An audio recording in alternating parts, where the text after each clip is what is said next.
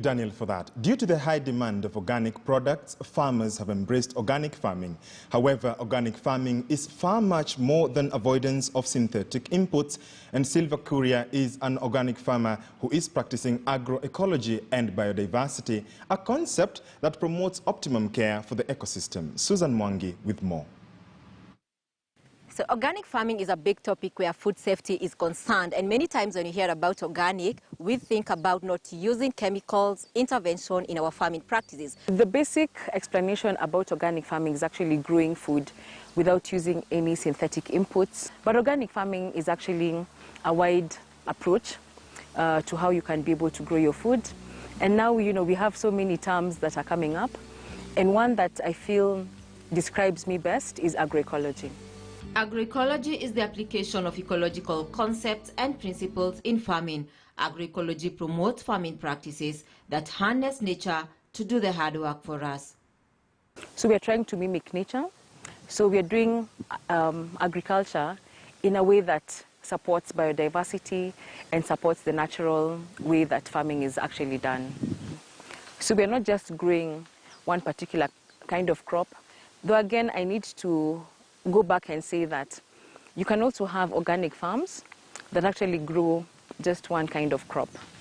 But in my opinion, it's okay, but it's not very sustainable, because the best way is to grow a wide variety of crops and also have animals that increase the biodiversity and also help the farm to be able to actually be more sustainable in the long term.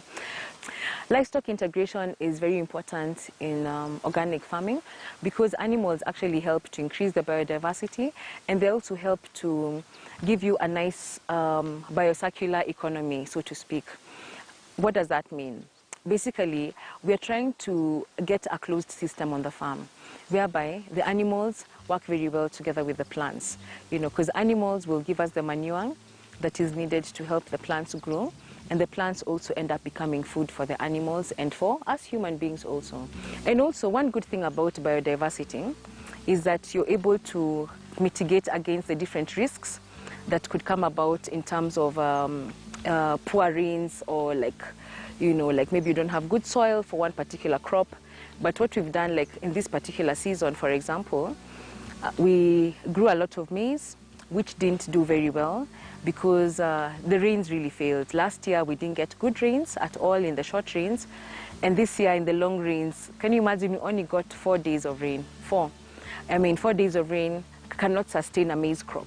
So this is a very good comparison about how we need to really focus on growing our own indigenous food. So here you can see I have my sorghum on the right, and on the left I have the maize. The maize was heavily infested with armyworm, though we managed to deal with the armyworm using pheromone traps. And right here, you'll find that the sorghum was not affected at all by the armyworm. And they are right next to each other, side by side. This is just a challenge for farmers and for many of us who are doing farming.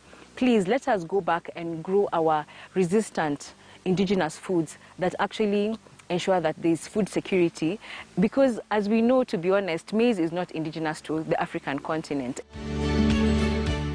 Pollination is needed for plants to reproduce, and so many plants depend on bees or other insects as pollinators.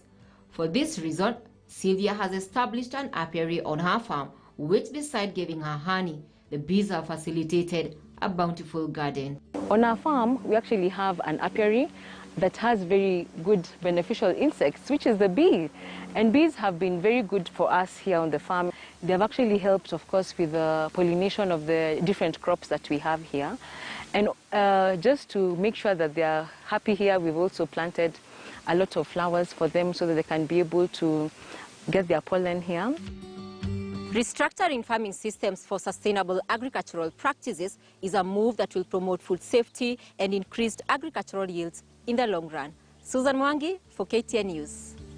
Thank you, Susan, for that. Indeed, you're watching Weekend at 1. We are due for our first short commercial break, but do stay with us. There is more still lying ahead for you.